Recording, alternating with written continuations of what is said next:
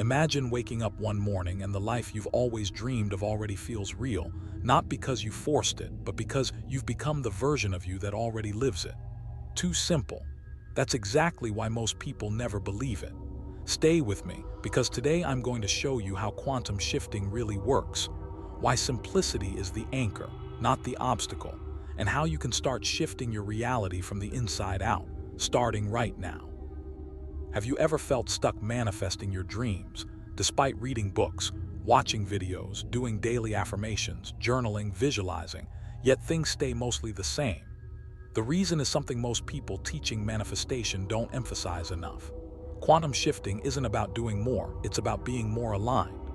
As in, your inner state, your energy, beliefs, emotional baseline, and even your body's tension influences what the quantum field reads more than your mental effort. Let me bring in some science-adjacent perspectives to ground this. There's growing attention, even in neuroscience and quantum-inspired wellness, on how the subconscious and autonomic nervous system drive huge parts of our experience. For example, you might affirm abundance, but if deep down you believe you don't deserve it, or your body reacts with fear or scarcity, that misalignment acts like static noise. The quantum field doesn't respond to affirmations alone. It responds to the coherent signal your whole system is sending, mind plus emotion plus body. This is consistent with ideas from thought leaders like Dr. Joe Dispenza, Bruce Lipton, etc., who point out that belief systems stored in the subconscious can override conscious intention. Reference: Dispenza's work on coherence of heart-brain isn't manifestation fluff. There's research showing how heart's electromagnetic field interacts with nervous system regulation. So what does alignment really mean?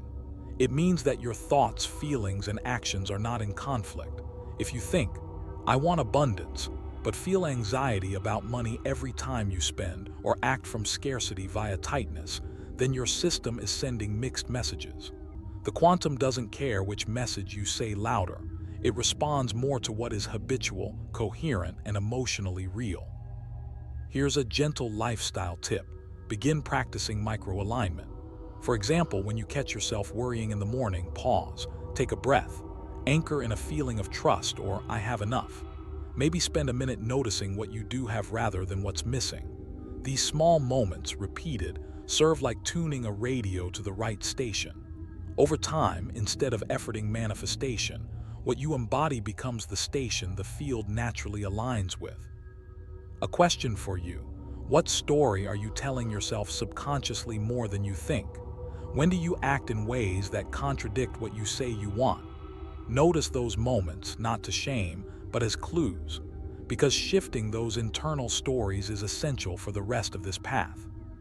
If you're enjoying this and want more deep dive tools for shifting from being rather than doing, hit subscribe. I have more coming that'll help you embody these shifts more fully. Now here's the paradox. If quantum shifting is really that simple, why don't more people do it successfully? The answer is that simplicity is often rejected by the analytical mind. We've been conditioned to believe that transformation requires hard work, long steps, and complicated strategies. When someone says, "Just become the version of you that already has what you want," our brain often replies, "That can't be enough."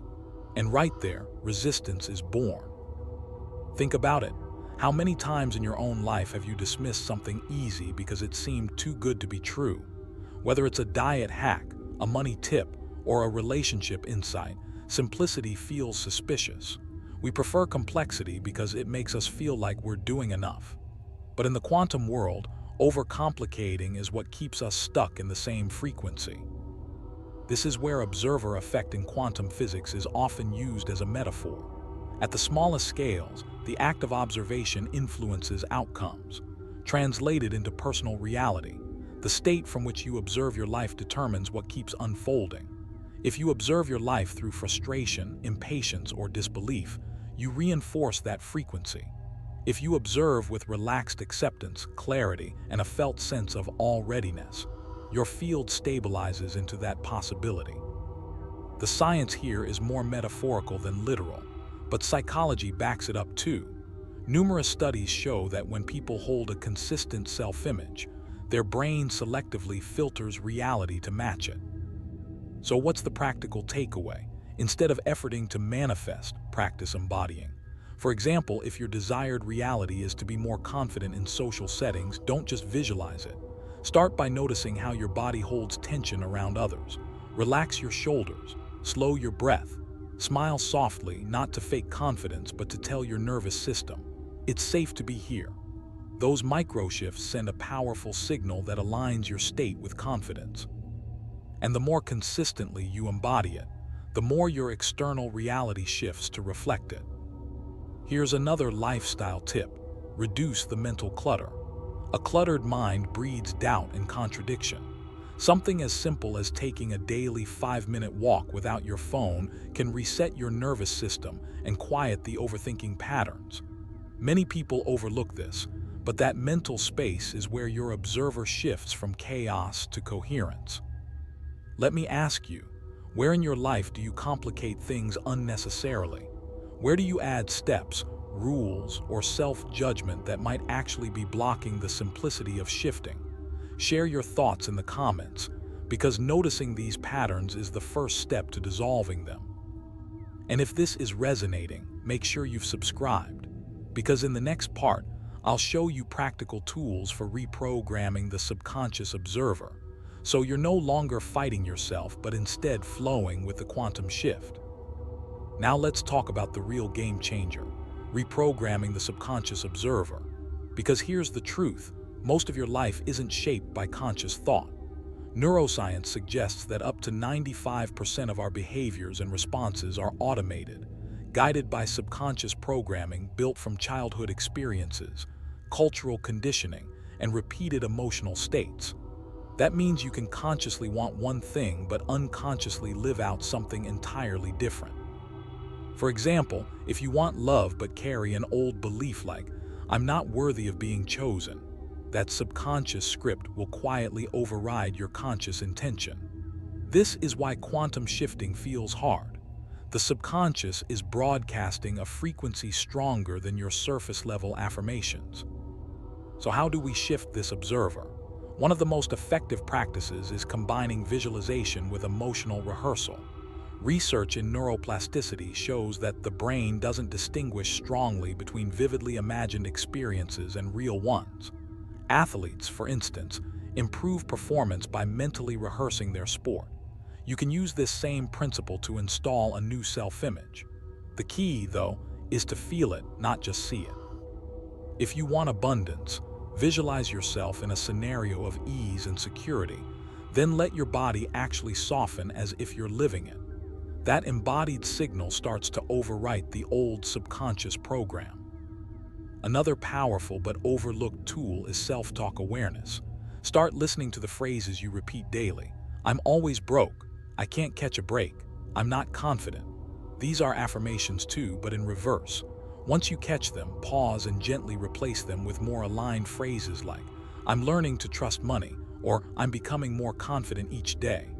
The point isn't to lie to yourself, but to build believable stepping stones that shift your inner observer without resistance.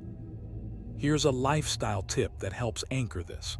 Before bed, instead of scrolling your phone, spend 5 minutes in what's called the hypnagogic window, that dreamy state before sleep when the subconscious is most open. Replay a scene of your desired reality in your mind, paired with gratitude. This primes your subconscious overnight, like setting a gentle program to run while you rest. And here's some commentary I want you to really reflect on. Shifting isn't about escaping your current life. It's about embodying the frequency of the life you prefer until your environment naturally adjusts. People often say, "I'll believe it when I see it." Quantum shifting flips that. You'll see it when you believe it and live as if it's true. Now let me ask you something. If tonight you went to bed already embodying the version of yourself you want to become, how would tomorrow morning feel different? Think about it, because even imagining it plants the first seed of that shift. And if you haven't subscribed yet, now is the time, because in the next part, I'll share gentle but powerful integration practices, daily rituals, and closing insights that make quantum shifting not just a concept, but a lived reality. So now that you understand the simplicity of quantum shifting and how to reprogram the subconscious observer, the real question is, how do you integrate this into daily life so it sticks? Because transformation isn't about one big breakthrough. It's about repeated small alignments that gradually shift your baseline reality. One of the simplest but most overlooked rituals is morning intention setting. Before you reach for your phone, pause and ask yourself, who do I want to be today?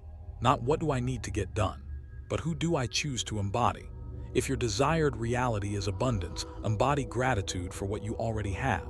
If it's confidence, breathe into a posture that feels strong. This takes less than 2 minutes but sets the energetic tone for your day. Another integration tool is journaling through the lens of already being. Instead of writing, I want this, write I am this. Describe your life in present tense as though you're reporting it.